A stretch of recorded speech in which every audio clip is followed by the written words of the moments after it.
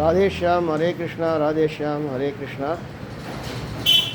4 நாள் உற்சவமாக கிருஷ்ண ஜெயந்தி பூரணமாகி இன்றைக்கி விளையாட்டு உற்சவம் அப்படின்னு அந்த அடியார்களுக்கெல்லாம் அனுப்ப மனசு இல்லாமல் கிருஷ்ணர் வந்து உட்காந்துண்டு எல்லாரையும் ஆசீர்வாதம் பண்ணி அனுப்புகிறார் அப்படிங்கிறதாக பார்த்தோம். விளையாட்டுதல் அப்படின்னா ஒரு 4 நாள், 2, 3 நாள், 4 நாள், 5 நாள், 10 நாள் அப்படின்னு உற்சவ காலங்களில் பகவான் ரொம்ப நெருக்கமாக இருக்கிறவா அதுலேருந்து தன்னை விடுவிச்சுக்கும் பொழுது பகவானுக்கும் மன சங்கடமாக இருக்குமா, பக்தாளுக்கும் அடியார்களுக்கும் மன சங்கடமாக இருக்குமா. அப்போ இருக்கும் பொழுது பகவான் நம்மளை வந்து ஆஸ்வாசப்படுத்தி அனுப்புகிறார். பேர் விளையாட்டுதல் அப்படின்னு பேர் அப்படிங்கிறத பார்த்தோம். சுவாமிக்கு அபிஷேக அலங்காரங்கள்லாம் ஆகிருக்கு. ஹரே ராம் ராதே கிருஷ்ணா, ஹரே ராம் ராதே கிருஷ்ணா, ஹரே ராம் ராதே கிருஷ்ணா. 11 வருஷமே யாதவ குலத்தில் இருந்த கண்ணன்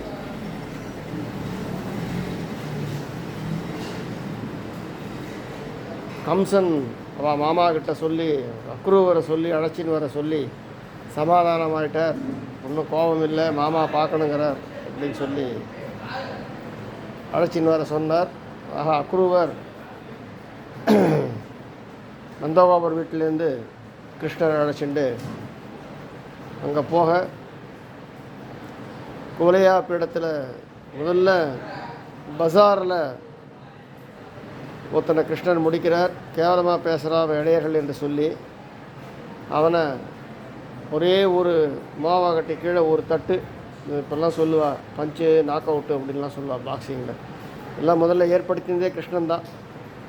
துஷ்டமாக பேசினவனை ஒரே ஒரு குத்தில் சாச்சார். அதை பார்த்த உடனே எல்லோரும் தெரிஞ்சுக்கிட்டா கிருஷ்ணர் தான் வந்திருக்காருன்னு. அங்கே ஒரு தையல் கடைக்காரன் இருந்தான். அவன் ராஜாக்களுக்கெல்லாம் ட்ரெஸ்ஸு தைக்கக்கூடியவன்.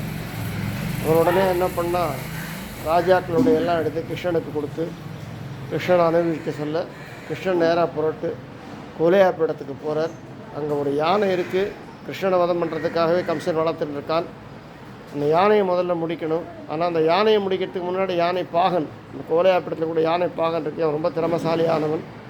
மரண தருவாயில் இருக்கக்கூடிய யானையை கூட காப்பாற்றிடுவான். அதனால் முதல்ல அந்த யானை பாகனை முடித்தார். அதுக்கப்புறம் யானையை முடித்தார். அதுக்கப்புறம் கம்சன் கூட மல்யுத்தம் பண்ணி தன்னுடைய முஷ்டியால் கம்சனுடைய மார்பை பிளந்து கம்சனுடைய முடிக்கிறார் அப்படிங்கிறது வரலாறு.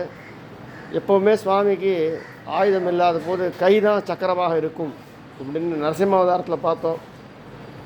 கை தான் அவருக்கு சக்கராயுதம் தான் கையாக இருந்தது, பிரயோகமாக இருந்தது.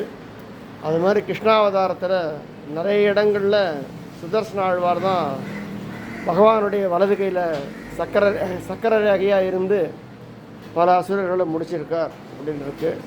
ரொம்ப விசிராந்தியாக பார்க்க வேண்டிய கிருஷ்ணபுராணம். அடிக்கடி கிருஷ்ணனை அனுபவிப்போம். ஹரே ராமா ஹரே கிருஷ்ணா, ஹரே ராமா ஹரே கிருஷ்ணா, ஹரே ராமா ஹரே கிருஷ்ணா, ஹரே ராமா ஹரே கிருஷ்ணா. அடுத்த மாதம் புரட்டாசி மாதம் முதல் வாரத்திலேயோ 3வது வாரத்திலேயோ சுவாமி புறப்பாடு இருக்கும்.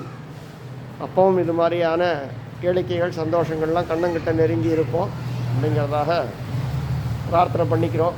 ஹரே கிருஷ்ணா, ராதே கிருஷ்ணா.